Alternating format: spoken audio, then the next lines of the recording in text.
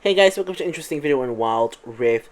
So we're back with our tier list for patch 4.0, and now, right up front, right up ahead, I'm gonna be honest with you guys, I honestly don't think a lot of champions have changed in the tier list, despite patch 4.0 having like a huge ton of changes. I really don't think that the champions have moved all that much, and we're gonna briefly discuss the few champions that did move, and we might even discuss some of the champions that didn't move and explain why exactly they didn't move. So right up here, we're gonna begin with the top lane. So here in the top lane, we still have Aatrox and Gwen, as well as Wukong and Akali up there, who hasn't really actually been adjusted. Now, we have the addition of Garen, who I think is the third best top laner after Aatrox and after Gwen.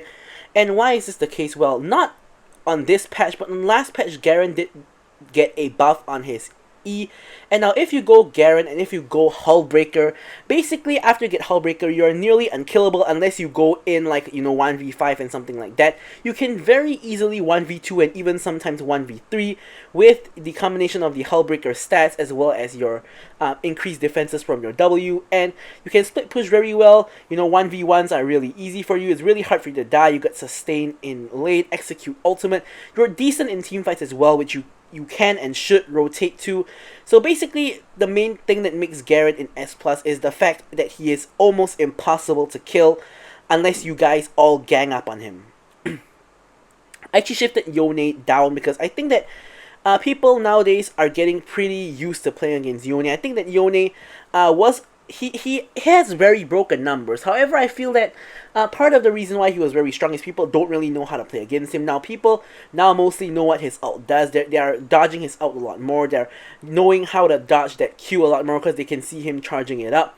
And a lot of times people are not so confused by Yone that they just get destroyed by him in lane and he gets hyper fed. And in fact, I've seen a lot of Yones getting stomped in lane by their lane opponents, in both mid lane and top lane. So I think Yone is now a little bit weaker because people have gotten better at playing him or against him. So Lilia did get a nerf on her Q, but that isn't really the reason why I dropped her down. The main reason I dropped her down is basically mostly it's because I think she's better in the jungle and also kind of a low-ish pick rate. Now with top Lilia, you kind of go like a hybrid build of a little bit of damage as well as a little bit of tankiness, but the main reason why I don't think that that's very good is because that niche can be filled up by so many other champions that have both damage and tankiness. The only real thing she brings to the table that they don't, for example, Lilia versus Set, who's right next to her. Now, Set brings decent damage, he brings decent tankiness, all in fact is from his W. He has more CC, but the only real advantage Lilia has is the fact that she's AP.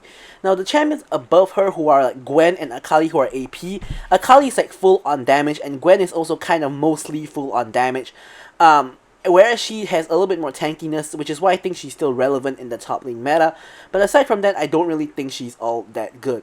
Now, Camille is the latest champion who got a bunch of changes, but I feel that Camille is still in the same spot. Now, I'm going to justify why I think that is the case. It's mainly because Camille's changes, while they are somewhat buffs, they really aren't quite buffs. Because you see, her Q mechanic change where it auto activates really doesn't actually change her damage or her cooldowns or anything like that in any way. It just makes it easier to execute. Like, you have one less button to press, so easier execution. Her W, again having increased damage on the inner part of her W, technically is a buff, but yet again it's just a execution kind of thing, because if you're a good Camille, you want to hit it in the outer edge anyway for the slow and the heal. You never want to hit it in the inner edge, so again it's a matter of execution, so that doesn't really help a lot. Now her E, that is probably the biggest change, but again, it's about execution, because if you hit your E successfully, nothing actually really changes. The only thing that changes is that if you miss your E, it's not only going to be on a 3-second cooldown instead of like a 20-second or so cooldown. So that's the only real buff that I think Camille actually got. It definitely makes jungle Camille a lot stronger because she can traverse the map more quickly, but in top lane, honestly, you should be hitting your E's anyway. I think that the only buff that really is that at least you don't get punished for missing your E. So I do think that because of that, Camille's in a slightly better spot. But again, I really don't think Camille has really been adjusted and shifted all that much. And aside from that, the rest of the tier list remains the same. So we're not going to talk about the jungle. Okay, so yet again over in the jungle, really not too many changes. Now, the entire S plus tier pretty much remains the same aside from Aatrox and Yone moving down. Again, Lilia, I think that the nerfs to her are gonna affect her slightly, but overall the number changes are not too bad, so I think she's still up there. Lee Sin, Olaf, and Wukong, no changes. And on Kha'Zix, they did nerf his Q damage, but overall, I really don't think that's gonna affect him too much. The reason being is that if you're good at Kha'Zix and like you know how to go in and go out, like get isolation damage, kill someone, get a reset, and go out, and if you're good at playing Kha'Zix already, really nothing much changes. Like the number changes make it such that it's a little bit harder to get kills, but in reality, if you're good at Kha'Zix, he's still gonna be absolutely amazing, and you're not really gonna feel the changes all that much, in my opinion. Now, Aatrox and Yone, again, I moved them down because I feel that people are a little bit better at playing against Aatrox and Yone. I see Aatroxes getting kited a lot. I see, people knowing what Yone does and not, stupidly just grouping up in a bunch for him to ult, all that sort of thing. But obviously, they two are still really, really strong champions, especially number-wise. So I think they're still really strong in the jungle as well because they do have a decent clear and they do have good numbers, good kits and all that. So I do still think that they are pretty strong in the jungle. Now, aside from that, honestly, I didn't really change too much. I moved Warwick down because I felt that he wasn't really as strong as the other, like, S-tier champions. I felt like the other, like, kind of ganking junglers were a little bit better than he is. Of course, Warwick really specializes on single target lockdown. And yeah, I don't really think he is all that good. Shen, his clear speed reduction has barely affected him. I think he's still the same spot where he is. And Camille, like I mentioned, in the top lane, I think that she is not bad. Like, don't forget, guys, that when you hit your E on a jungle monster, you don't get the attack speed, which is a change that she got many, many months ago, which is when Camille jungle used to be in, like, S plus tier. So, they don't really like Camille in the jungle. She doesn't get attack speed from her E, and her jungle clear speed is not the greatest, but she does have good ganks with her E and her ultimate. But overall, I think that a lot of people can do what she wants to do, but better. Like, basically, she's mainly a ganking jungler with single target lockdown. So, as we mentioned just now, other champions like Warwick, like Vi, are like kind of better versions of Camille because they have better clears.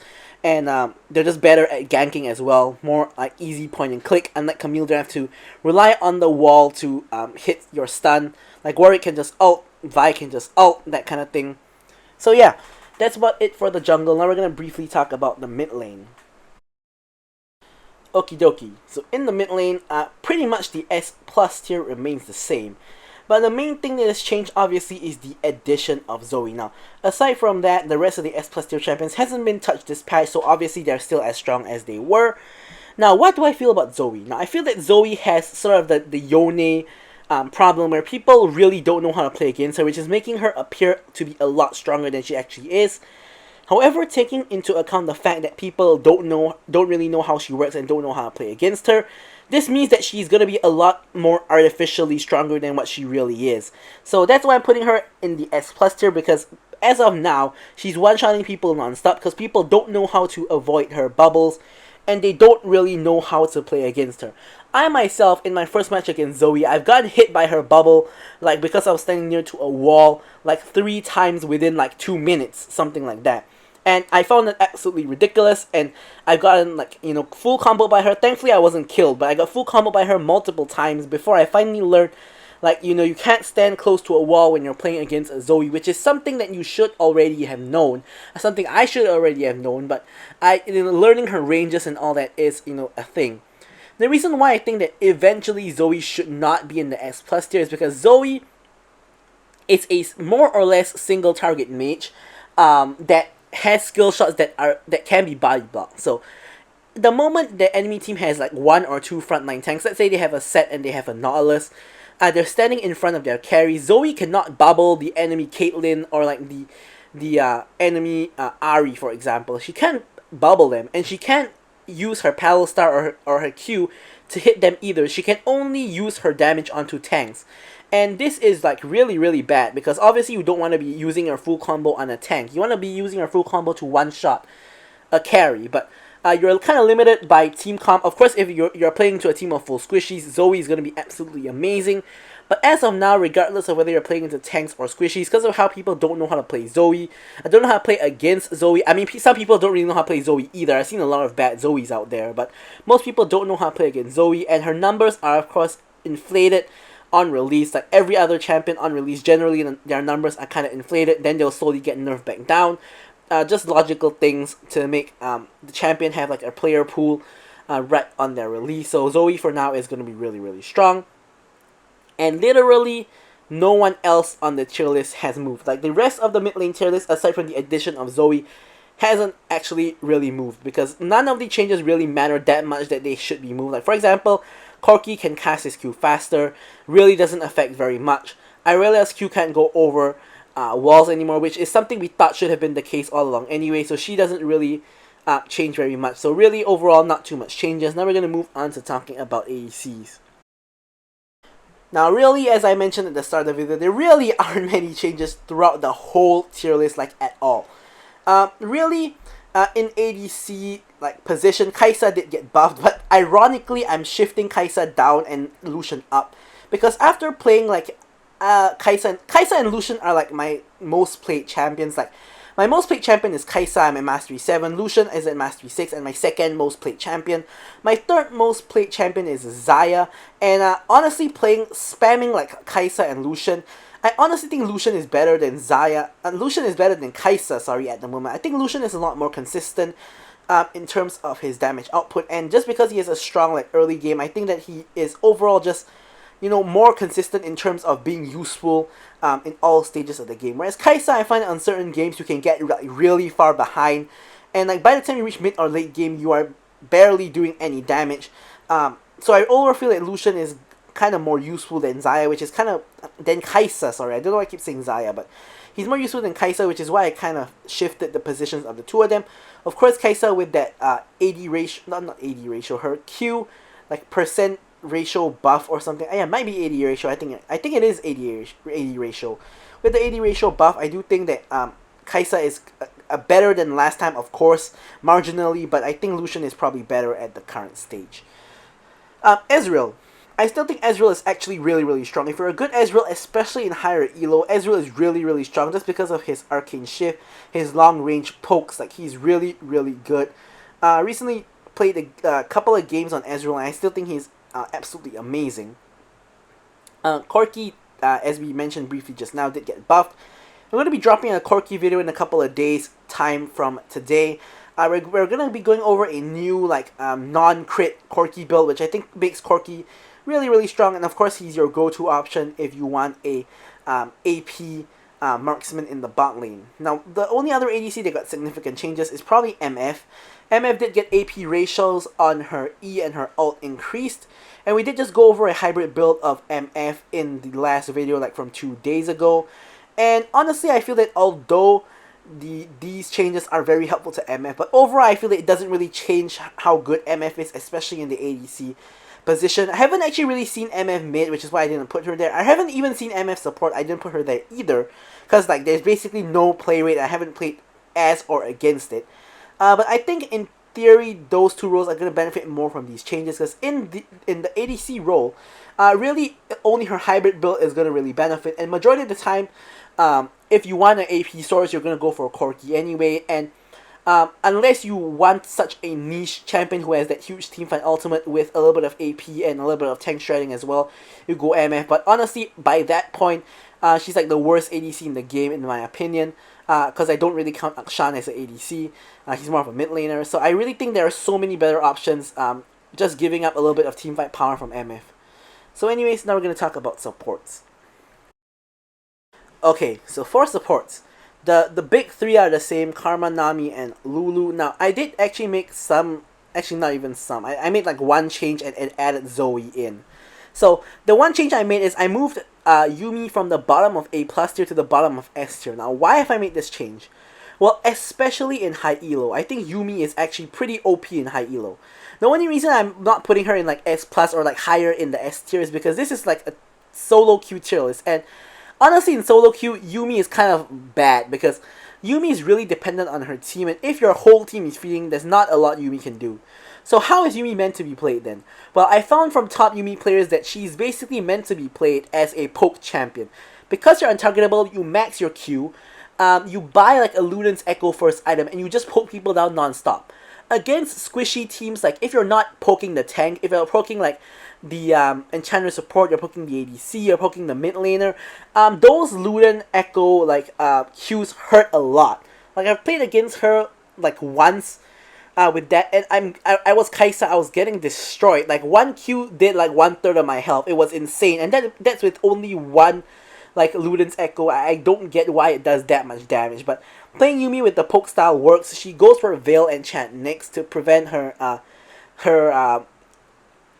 attached partner from getting CC. Then she goes like normal support, and obviously she makes people unkillable. Now Yumi, because of the fact that her heal is now a DPS, it's a lot better on attack speed champion, so it's a lot better on ADCs than like top laners. Now like imagine like Yumi on an Aatrox is not so good as like Yumi on a Kaisa, for example.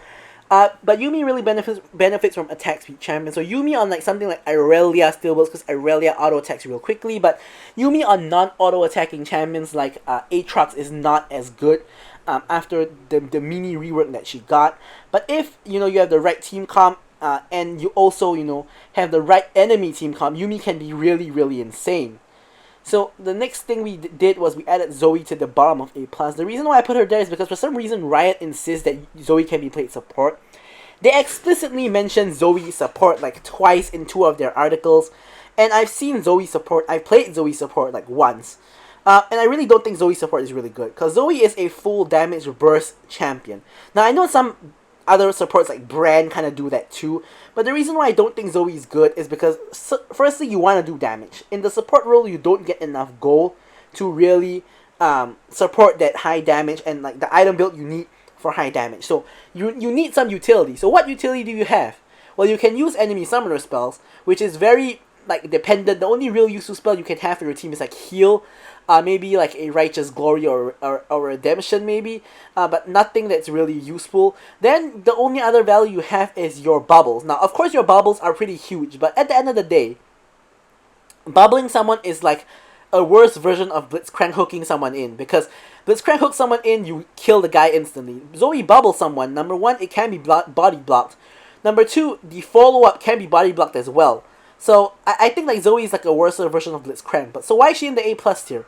Well, it's simply because she is currently, new, and people don't know how to play against her. Her numbers are pretty broken, so I can definitely see a lot of matches where Zoe support can work.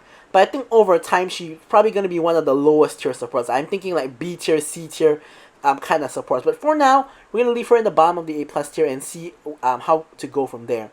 As I mentioned, not too much changes in this current patch. So see you guys in the next tier list. Thank you guys so much for watching, and goodbye.